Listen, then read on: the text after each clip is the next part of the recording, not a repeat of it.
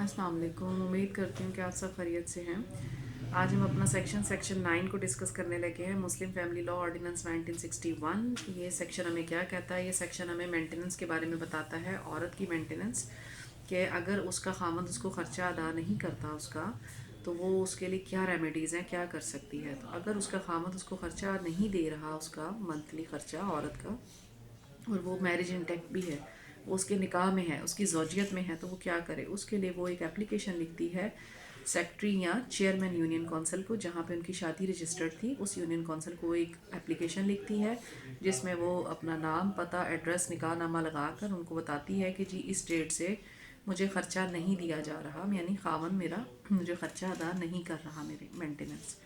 और तो इसके बाद यूनियन काउंसिल खावन को नोटिस जारी करती है कि वो यहाँ पर आए और आकर इस बाबत बताए कि क्या मामला है। तो वो फिर उसको नोटिस जारी करती है। फिर खावंद आता है और वहाँ पर एक आर्बिट्रेशन काउंसिल कायम की जाती है कि उसमें बैठकर बात की जाती है, दोनों के मौक़िफ़ सुने जाते हैं, उसकी एविडेंस भी ली जाती है, बीवी की भी और खावंद की भी, कि मामला कहाँ पर गड़बड़ है।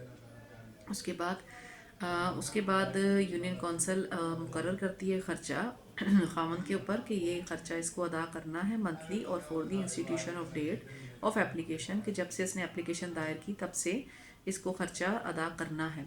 और उसके लिए अक्सर औकात ये होता है कि अगर वो ख़र्चा अदा नहीं करता, अगर तो वो कर देता है तो मामला ठीक है, अगर वो नहीं करता तो उसके लिए अटैचमेंट ऑफ प्रॉपर्टी की तरफ भी जाया जा सकता है, उसकी सैलरी डिडक्ट की जा सकती है, और इन सम केसेस अरेस्ट भी पॉसिबल है कि उसको अरेस्ट किया चला जा सकता है खामन को। अगर ये सब भी नहीं होता और यहाँ पर भी मामला नहीं हल होता है, तो क्या होता है कि दूसरी रेमेडी क्या होती है औरत के लिए? दूसरी रेमेडी होती है फैमिली कोर्ट।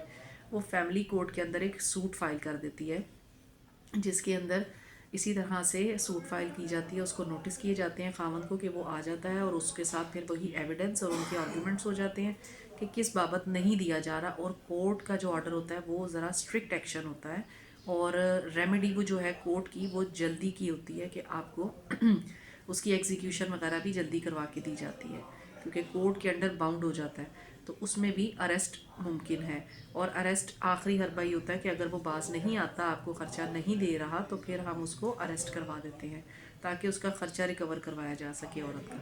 शुक्रिया।